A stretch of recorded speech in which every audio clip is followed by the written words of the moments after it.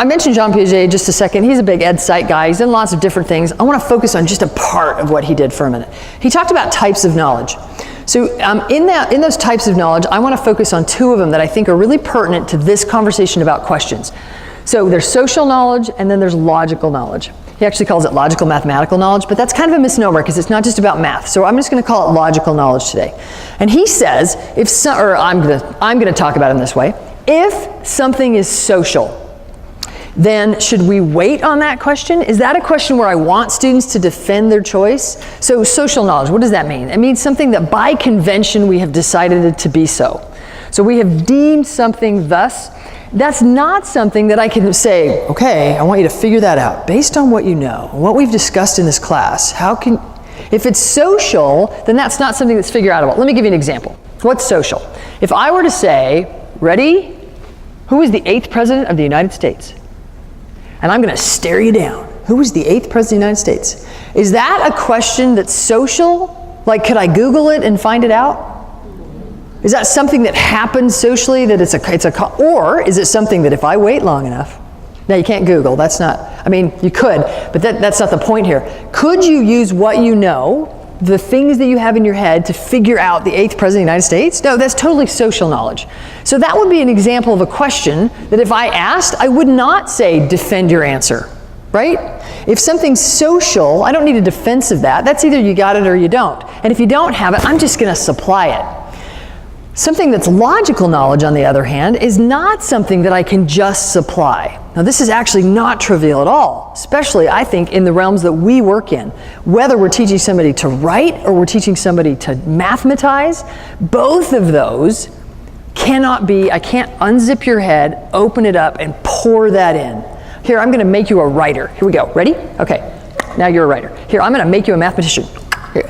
I submit that kind of knowledge has to be constructed, that we have to give students experience constructing it. And yea, verily, we're all teachers. The other thing I think we can't do that with is teaching. So the way I teach, teaching also is hugely affected by this. There are social parts to teaching that I just tell kids. His name is Jean Piaget. I'm not going to make you figure that out. I'm not going to make you figure out what he called social and logical knowledge. That I'm going to give you. But then we need to have experience to construct what those mean. So I'm going to tell myself a little bit. Monday night, we were doing a task in my math methods class, and I said to them, we're going to look at this landscape of learning. And on this landscape of learning for addition and subtraction, there are these big big ideas, models, and strategies. Now, I'm well aware I have English people in the room, but hang on, it'll apply. So as we're looking at this, there's all sorts of terms that are really quite important. Really, the big ideas behind the terms are really important. I need teachers to recognize when this happens in students. So I said to them, we're going to watch a video of a kid, and the kid's going to be doing this stuff, and as the kid's doing it, we watched it first, and then when we watch it the second time, when you see something that you're like, oh, that's noteworthy, I want you to describe it. I want you to just say, ooh, that right there, when the kid did that. And then I'm going to tag it for you. I'm going to say, oh, on that landscape of learning, there it is. There's the term that we as math educators have given that thing that you just saw this kid do when he's counting. Does that make sense? So to me, that's like the appropriate way for me to meld logical knowledge, the kid actually what he's doing with the math and how he's constructing it, and then the teacher recognizing it and being able to recognize the intricacies of those moments. That's the construction part.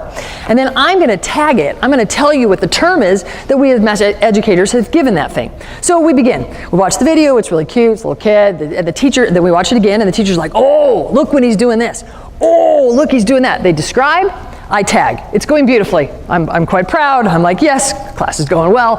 And as it's going, we get to one of my favorite parts of the interview, where the little kid does something awesome. It's so cute, and it's really quite advanced for his age. And so as he does it, I get excited and I go, you guys, what's that? Look at your landscapes of learning. What is that? Can you see what I just did? Like in the moment, I saw the look on their faces, and it was like 5. It was that Aristotle squared. It was that look. And I realized what I'd asked them to do wasn't describe what they just saw. That they can do. What I'd asked them to do was name it. I'd asked them a social question that they hadn't been, there was no way that they should have known that ahead of time. Does that make sense? What I needed to ask them was to describe it, construct that, get a feel for what that is. I tag it with the social knowledge. I hope that's a little bit of an example of how I think really in our classes we need to differentiate. What is the social stuff that we need to just give kids? And what's the logical stuff that we really need to work with our students to construct so that they own those concepts deep down and real? And I think I have a slide that says, teachers must think clearly about what needs to be rote memorized, and that's the social stuff, and the other stuff that needs to be owned deeply and inside out. So if this is something that you've thought about before, maybe it was easy for you to find something. If you found that question, like, I almost wonder if any of you went, what is she even talking about? To me, this is actually fairly subtle, that there are some subtle times where there are things where I actually ask myself in the moment, is this something I should just tell people I'm working with? Or is this something they really need to construct, that we need to experience it? And I don't think this is a trivial question, and I would encourage us as a body of educators, this is something I think we need to work more on together.